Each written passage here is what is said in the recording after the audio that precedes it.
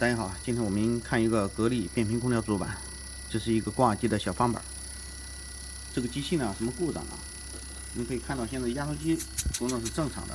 这个机器的故障就是制热不启动，内机不转。我们可以看一下这个测试仪，现在是制冷状态。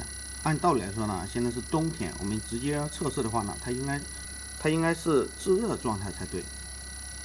我们看一下哪里有问题，可以看到这个外环温度105度，这个是肯定不正常的。它应该这个温度呢和这两个温度应该是一样的，这边是12度，这边是13度，但是这个是105度。这个呢，它也不是这个传感器的问题，这故障比较简单，它就是这边传感器这边有这个分压电阻，它肯定是分压电阻有问题，造成了这个温度不正常。所以说呢，你开制热呢，它是开不起来的。现在制冷是正常的。下面我们断电，找一下看是哪颗电阻有问题。好，我们看一下，它这个分压电阻呢，就是这6颗电阻，这3颗黑色的103的电阻，和这边这个蓝色的这3颗电阻，它是和这个3个传感器进行分压的。我们测一下是哪个电阻有问题。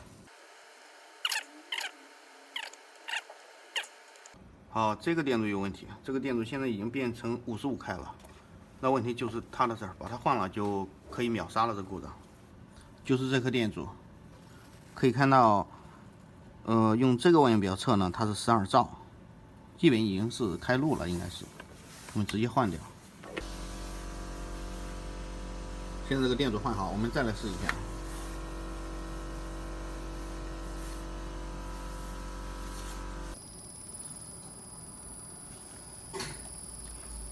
好，现在可以看到这个温度已经正常了，11度、12度、12度，现在也是制热状态。压缩机已经转了。